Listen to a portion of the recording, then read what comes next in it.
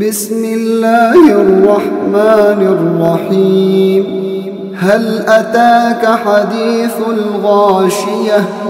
وجوه يومئذ خاشعة عاملة ناصبة تصلى نارا حامية تسقى من عين آنية ليس لهم طعام إلا من ضريع لا يسمن ولا يغني من جوع.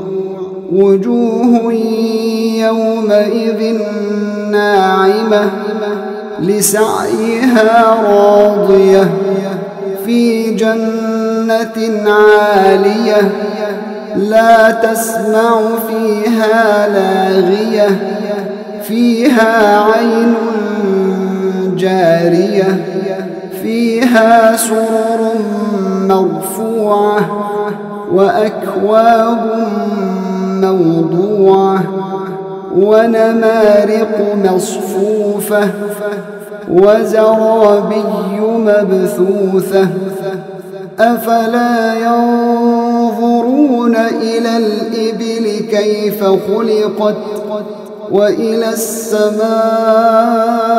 السماء كيف رفعت وإلى الجبال كيف نصبت وإلى الأرض كيف سطحت فذكر إنما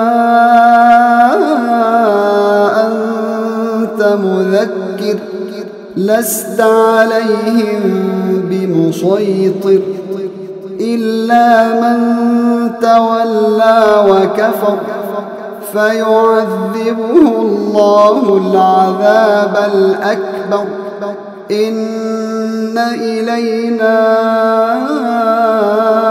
إيابهم ثم إن علينا حسابهم